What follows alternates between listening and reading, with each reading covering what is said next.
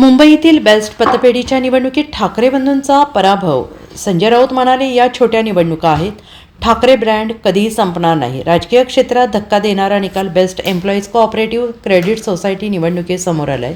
मनसे अध्यक्ष राज ठाकरे आणि शिवसेना ठाकरे पक्षाचे प्रमुख उद्धव ठाकरे एकत्र येऊन लढवलेल्या उत्कर्ष पॅनेलला एकही जागा मिळवता आलेली नाही. या पराभवामुळे ठाकरेंच्या शिवसेनेचे बेस्ट पतपेढीतील तब्बल 9 वर्षांची सत्ता गमावलेली असून आगामी मुंबई महानगरपालिका आणि निवडणुकीच्या पार्श्वभूमीवर ठाकरे गट आणि मनसेच्या राजकीय समीकरणांवर मोठा धक्का बसल्याचं समजत आहे. या निकालानंतर भाजपाने ठाकरे बंधूंवर राजकीय हल्ला सुरू केलेला असून भाजपचे प्रवक्ते केशव उपाध्ये आणि आमदार प्रसाद लाड यांनी सोशल मीडियावर मनसे आणि ठाकरे गटाची खिल्ली उडवली. त्यानंतर आता भाजप प्रवक्ते नवनाथ बन, भाजपचे नेते आणि मंत्री आशिष शेलार यांनी देखील ठाकरे बंधूंना डिवचले. साहेब, बेस्टच्या निवडणुकीमध्ये दोन्ही ठाकरे बंधूंनी बघा, माझ्याकडे याविषयी माहिती नाही. मी परत मगाशी हे उत्तर दिलं, कारण मी या विषयात फार लक्ष दिलं नाही. या पतपेढ्यांच्या निवडणुका या बेसिकली ज्या ट्रेड युनियन्स असतात त्यांची ताकद काय याच्यावरती असतात. माझ्याकडे पूर्ण माहिती नाही काय झालंय ते.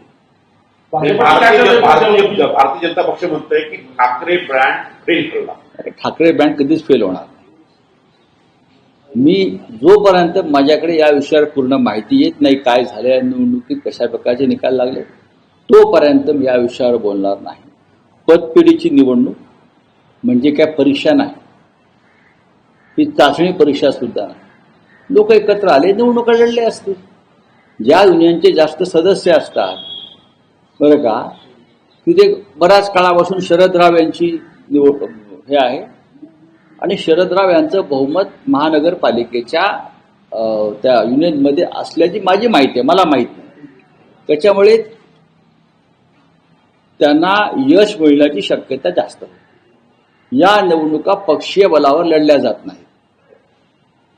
या निवडणुका ज्या असतात या पक्षीय बलावर, ठीक आहे, काही लोकांनी कार्यकर्ते एकत्र आले आणि त्यांनी ते केलं असेल, पण मला याच्यामध्ये फार मोठं यश कोणाला मिळालंय किंवा अपयश मिळालं असं मला वाटत नाही. शशांक राव यांचं पॅनल जिंकलं असं मला कोणतेही मेसेज त्यांचं बहुमत तिथे आहे पहिल्यापासून. Bureau report, SBN Marathi, Mumbai.